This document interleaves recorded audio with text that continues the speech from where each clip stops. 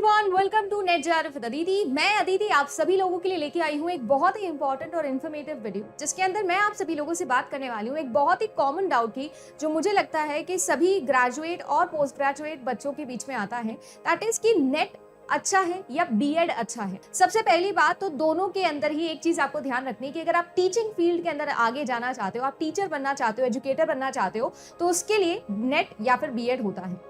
UGC net examination और CSIR net, दो तरीके से आप लोग नेट एग्जामिनेशन दे सकते हो। नेशनल एलिजिबिलिटी टेस्ट इसका नाम होता है, जिसमें आप सभी लोग कॉलेज या यूनिवर्सिटी लेवल पर पढ़ाने के लिए एलिजिबल हो जाते हैं। एक्चुअली में बीएड और कुछ नहीं है, किसी एक तरीके का सिंपल कोर्स ही है, जिसके अंदर ड्यूरेशन होती है पूरी 2 साल की।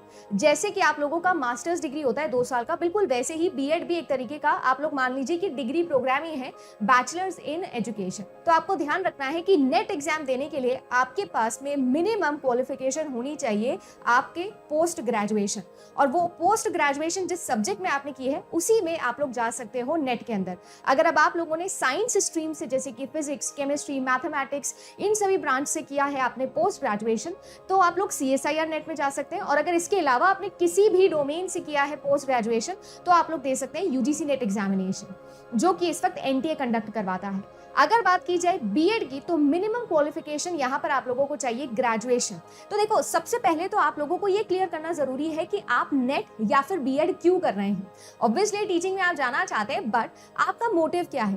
देखो, एक ऐसी फील्ड है, जैसे कि नेट एग्जाम की मैं बात करूं, तो वो एक ऐसी फील्ड है जिससे आप सभी लोग कॉलेज, मिनिमम कॉलेज लेवल या फिर यूनिवर्सिटी लेवल, चाहे हमारे देश की जितनी भी यूनिवर्सिटीज़ है, चाहे वो आपकी स्टेट यूनिवर्सिटी हो, प्राइवेट यूनिवर्सिटी हो, डीम्ड टू बी हो, चाहे ऑटोनॉमस हो, सेंट्रल हो, आईआईटीज़ हो, आईआईएम्स हो, आईआईएससीज हो, इन सब के अंदर अगर आप लोगों को प्रोफेसर बनना है तो उसके लिए आपको मिनिमम एलिजिबल कर देता है नेट एग्जाम का ये सर्टिफिकेट, अगर आप ये नेट एग्जाम पास करते हो तो। वेयर एज जो आप लोगों का बीएड है, उसका मैक्सिमम अगर आप लोग देखो ना, तो वो मैक्सिमम है 12th स्टैंडर्ड, यानी स्कूल टीचिंग में अगर आप जाना चाहते हो तो आप बीएड की तरफ जा सकते हो। वेयर एज अगर आप लोगों को उसके बियॉन्ड जाना है तो आपको नेट की जरूरत पड़ती है। तो देखो, अगर मैं दोनों में से कंपैरिजन करूं ना, तो दोनों में से कंपैरेटिवली बीएड से जल्दी जॉब लग सकती है। ये मैं इसलिए कह रही हूं क्योंकि अगर आप लोग बीएड कर ले होते हो ना, तो मिनिमम आपके पास में जब ये बीएड डिग्री आ जाती है, तो आप किसी भी स्कूल के अंदर आसानी से सिलेक्शन ले सकते हो, पढ़ा सकते हो, एकमात्र इंटरव्यू के तौर पे। बट अगर आप लोगों को बीएड के बाद सरकारी नौकरी करनी है, तो आपके पास में कुछ ऑप्शंस होते हैं। वो केवीएस एग्जाम के लिए जा सकते हैं, ठीक है ना, केंद्र विद्यालय में पढ़ा सकते हो, ठीक है, एनवीएस के अंदर जा सकते हो, DSSS भी आप लोग जा सकते हो। ये कुछ ऐसे फेमस गवर्नमेंट एग्जाम्स हैं जो बीएड डिमांड करते ही करते हैं। अगर मैं बात करूं आप सभी लोगों की, बीएड एग्जाम के बाद में जब बीएड का सर्टिफिकेशन आपके पास में आ जाता है, तो आप सभी लोगों के पास में देखो, एक पीआरटी पोस्ट निकलती है, एक पीजीटी पोस्ट निकलती है और एक टीजीटी पोस्ट निकलती है। हम दोनों के लिए या फिर हमारे लिए जो ये 2 पोस्ट है, टीजीटी और पीजीटी, ये हमारे लिए मतलब की है 10th तक टीजीटी चलेगा, 11th और 12th के लिए पीजीटी चलता है।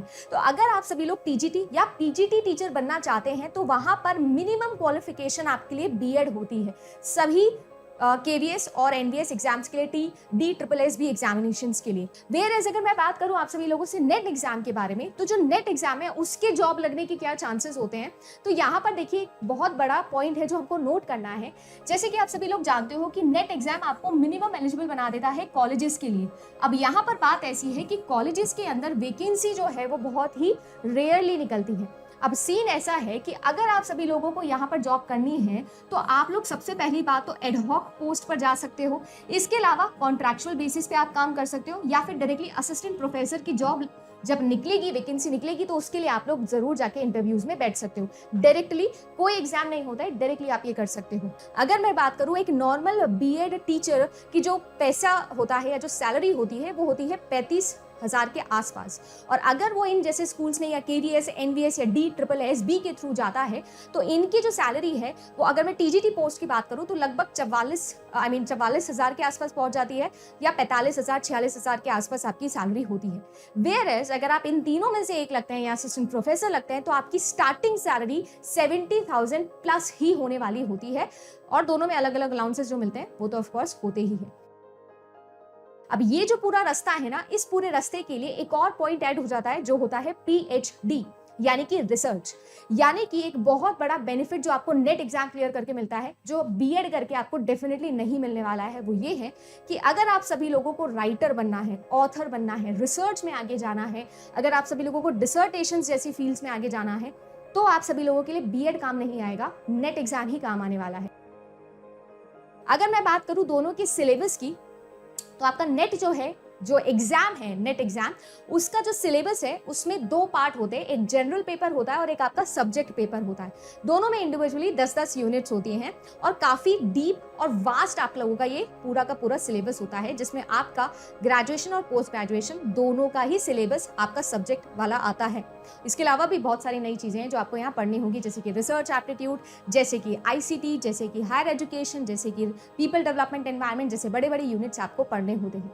वेयरएज अगर मैं आप सभी लोगों से बात करूं बीएड के एग्जाम की, यानी कि बीएड एंट्रेंस टेस्ट अगर आप लोग देना चाहते हैं, तो उसके सिलेबस के अंदर सबसे पहली बात तो आपको जनरल अवेयरनेस पूछा जाता है, जनरल एप्टीट्यूड, क्वांट आपसे पूछा जाता है, लॉजिकल रीजनिंग आपके एग्जाम में आती है और साथ ही साथ आपका सब्जेक्ट नॉलेज भी यहाँ पर आता है। अगर दोनों के ही एंट्रेंस एग्जाम की, दोनों एग्जाम की, बीएड एंट्रेंस एग्जाम और नेट एग्जाम को मैं कंपेयर करूं, तो नेट एग्जाम बहुत ही ज़्यादा डिफिकल्ट होने वाला है कंपैरेटिवली इस बीएड एंट्रेंस एग्जाम के।